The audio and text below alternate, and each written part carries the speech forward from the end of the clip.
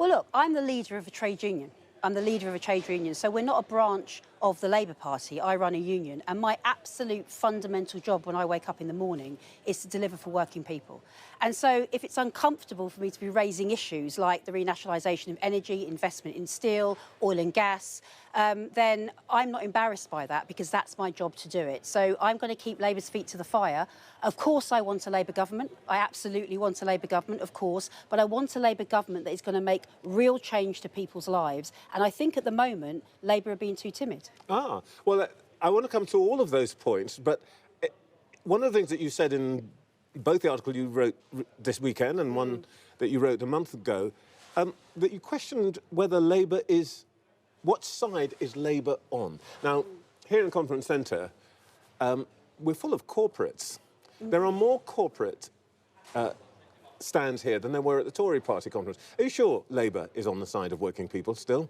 Well, look, for me, I want them to be more on the side. We've just had 13 years of Tory rule, and it's been absolutely abhorrent what's happened to people. People are actually just merely existing.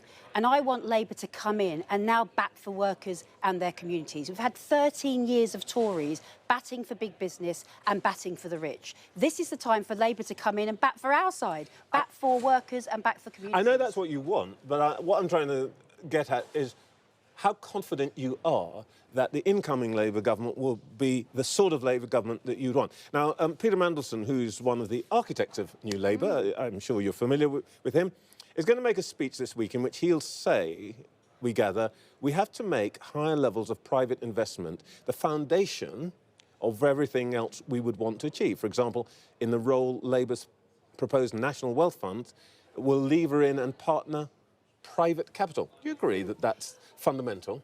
Well, look, what I think is we've tried a lot of that before, haven't we? I'm really pushing at the moment at this conference for the renationalisation of energy. And we thought that it was the right thing, the Tories actually, but we haven't reversed that it was the right thing to have energy in private hands. That has meant we've got astronomical bills. It means we've got no control over a key asset. It means that the French people have lower bills because EDF own their own energy. And I often think we are in favour. Labour is in favour of nationalisation as long as it's another country owning it. I mean, what we've got to do now is to say what are the different choices we can make that mean that the workers and the communities in Britain, they can feel a Labour government. That's the thing for me. Of course I want Labour to get in. I'll campaign for Labour, but I want them to count. I want to be able to feel a Labour government like we did in 1945.